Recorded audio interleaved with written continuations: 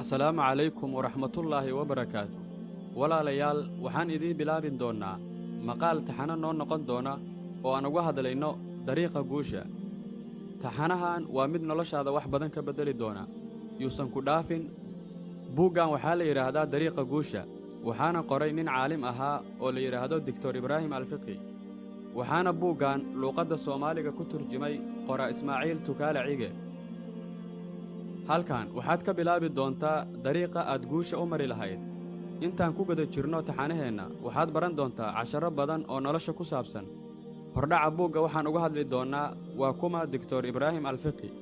halkeebuu nolosha ka gaaray muddadii uu noolaa, marxaladihii kala duwanaa ee uu soo maray intii uu nolosha hardanka kula jiray.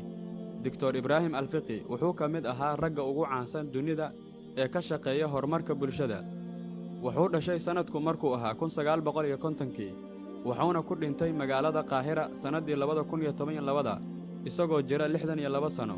markii uu dab qabsaday gurigii uu ka degganaa magaaladaas Qaahira, waxaan Ilaahay uga baryaynaa inuu naxariistiisa ka waraabiyo, janno fardowsana geeyo.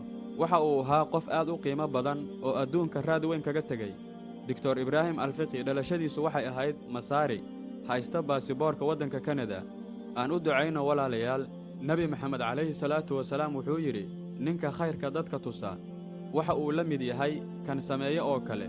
Dr. Ibraahimna wuxuu nooga tegey buugaag uu ku qoray khayr fara badan oo bulshada anfacaayo adduun iyo aakhiraba. buugga soo socda oo aan uga hadli doonno dariiqa guusha loo maro waa mid ka mid a buugaagtii uu qoray Dr. Ibraahim Alfiqi, kuwii ugu fiicnaa mid ka mid a. waxaana ka dhigi doonnaa qaybo silsilada ah oo aad jeclaysan doontaan. ee adigu ha naga harin, adduun iyo aakhiraba aad liibaantide. waa buug ka hadlaayo labada dhinacba sida aad guul uga gaari lahayd adduun iyo aakhiraba. muuqaalkan midka xiga ayaan bilaabi doonnaa sheekadeenna iyo halqadda koowaad. haddii Ilaahay idmo, waxaa laga yaabaa inaad isweydiinayso su'aashan oo ah, muxuu ahaa Dr. Ibraahim Alfiqi, gaal mise muslim? waa qofkii aanan aqoonin. Dr. Ibraahim Alfiqi wuxuu ahaa mid ka mida qoraayadii soo maray muslimiinta iyo caalamka oo dhan, kuwii ugu fiicnaa. wuxuuna ahaa muslim sunni ah. waxaan filayaa su'aashaas inay intaas kaaga filan tahay. haddaba haddii aan wax yar inkaga taabto qisada Dr. Ibraahim Alfiqi si aad u barato qofkuu ahaa. waxaa jiray wiil yar oo ku hamin jiray inuu noqdo shakhsi aad u muhiima oo dunidoo dhan laga yaqaanno. wuxuuna si gaar ah ugu hamin jiray inuu noqdo maamulaha guud ee mid ka mid a huteelada caalamka ugu waaweyn. waxaa caado u ahayd inuu hamigaas shaaca ka qaado maray noqotoba. laakiin nasiib darro, dadku arrintaas kuma waafaqi jirin. iska daa inay ku waafaqaane, hadalla niyad jab ah ayay ku odhan jireen. wiilkii yaraa wuu weynaaday, iskoolkiina wuu dhammeeyey, kadibna wuxuu galay jaamacad. wuxuuna diyaariyey kuliyadda maamulidda huteelada. waxa uuna ka qaatay baaj digrii. wax yar kadibna wuu guursaday.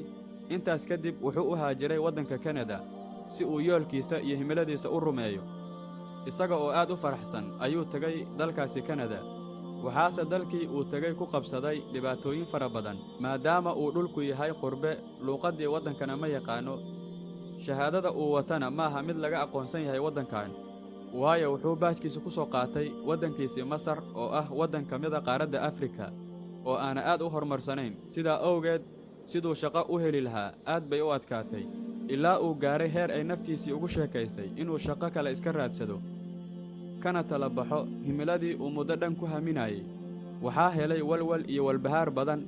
haddii uu waddankiisii Masar ku laabtana, dadka ayaa ku madadaalaysanaya. haddii uu Kanada joogana, inuu guul ka keeno way adkaanaysaa.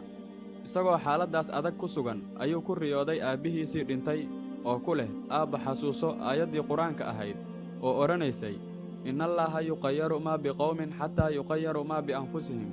ilaahay ma beddelo qoom ilaa ay iyagu isbeddelaan. taas oo tilmaam u ah inuu isbeddel sameeyo. riyadaas niyadda ayay u dhistay, wuxuuna helay dhiirannaan iyo qalbi adeeg.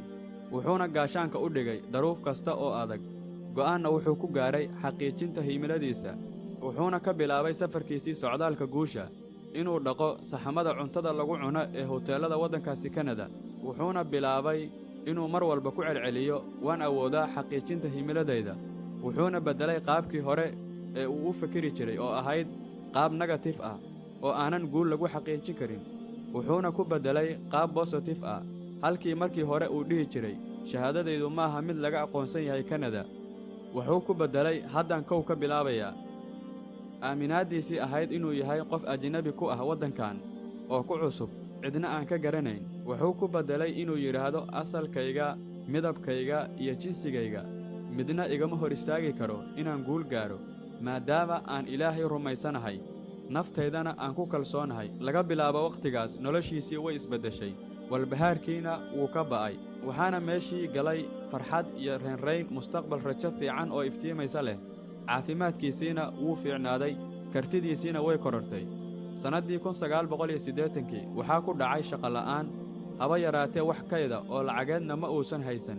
iyadoo ay xaaladdu sidaas tahay ayaa xaaskiisii fool qabatay, dhakhtarkana loo qaaday, waxaana lagu soo qalay 2 gabdhood oo mataano ah, waxayna dhakhtarka ku jirtay 2 asbuuc. muddadaas uu xaaskiisa kula jiray dhakhtarka ma helin wax caawimaad ah. kadib wuxuu helay shaqo yar oo ah inuu noqdo caawiye hotel. shaqadaas ayuu muddo waday si uu u helo quutul daruuriga maalinlaha ah ee qoyskiisa. shaqadaas oo kolba sidii uu heer uga dhaadhacayay ugu dambayn loo magacaabay maamulaha hoteelka, waxayna markaas taariikhdu ahayd 1986. hoteelkii waxa uu gaarsiiyey horumar aad u weyn kadib markii uu maamul wanaag iyo tababar joogto ah u sameeyey shaqaalaha hoteelka.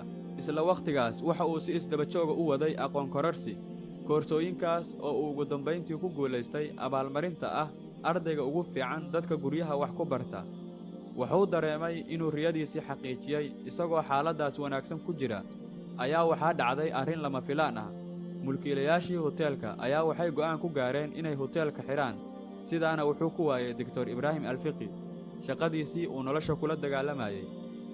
waxaa taas u dheereed in xitaa ay kala wareegeen gaarigiisii shaqada. gurigiisii ayuu dib ugu soo laabtay isagoo wata gaari tagsi ah. maalintaas mar labaad ayay xaalad adag oo murugo leh iyo ciil soo food saartay. xataa saaxiibbadiis ay hoteelka iskala shaqaynayeen way ka tala baxeen oo meel cidla ayay uga tageen. isagoo xaaladdaas ku jira ayuu xasuustay waanadii aabbihiis uu ku celcelin jiray oo ahayd, wiilkaygiyow, haddii albaabkaa xirmo, Ilaahay albaab kale ayuu kuu furayaa. markaas ayuu bilaabay inuu isweyddiiyo waxa uu qaban lahaa iyo sida uu u wajihi lahaa daruuftan adag ee soo food saartay. wuxuu dib ugu noqday kaydka naftiisa. wuxuu xasuustay inuu had iyo jeer diiwaangelin jiray fikrad kasta oo fiican oo ku soo dhacda. wuxuu ogaaday in haddii fikradahaas laysku aruuriyo ay noqon karaan buug ay dad badani ka faa'iidi karaan. wuxuuna ku dhaqaaqay qorista kitaab. markuu qoray kadib waxa uu u bandhigay madbacadaha, laakiin nasiib darro way diideen inay u daabacaan oo u maalgeliyaan. wuxuu markaas go'aansaday inuu isagu maalgashto, oo wixii yaraa oo kaydka u ahaa ayuu ku maalgeliyey. markuu daabacaadii dhammeeyey, nasiib wanaag buuggii 3 bilood kadib wuxuu soo saaray 5,000 oo koobi.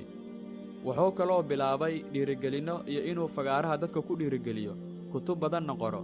taasi waxay sababtay inay noloshiisii oo dhan isbeddesho, gaarana horumar uusan weligiis ku haminayn. kutubta uu qoray Dr. Ibraahim Alfiqi waa kutubta loogu jecel yahay caalamka waqti xaadirkan. hadalladii uu dhihi jiray Dr. Ibraahim Alfiqi waxaa ka mid ah, ma maqashay dadka qaarkii oo odhanaya guulaystayaashu way nasiib badan yihiin. hadalkaasi waa sax, laakiin nasiibkaasi waa mid ay iyagu samaysteen. maxaa yeelay nasiibkaas wuxuu ku yimid dadaal isdaba jooga, samir iyo dhabar adayg. waxaa intaa dheer inay u bareeraan khatar walba si ay guusha u gaaraan. khaladaadkoodana waxay ka bartaan cashar, sidaa awgeed ayay u nasiib bateen. kaasi wuxuu ahaa Dr. Ibraahim Alfiqi. waxaan filayaa inaad wax ka baratay maanta kadib qisadii qoraagii weynaa ee islaamka ahaa Dr. Ibraahim Alfiqi, una dhashay dalkaasi Masar. qaybtan waa hordhici oo aan uga hadlaynay qoraaga buugga iyo taxanaha aan ka bilaabi doonno janaalka Sahanwade oo ku saabsan buugga loogu magac daray Dariiqa Guusha ee uu qoray Dr. Ibraahim Alfiqi.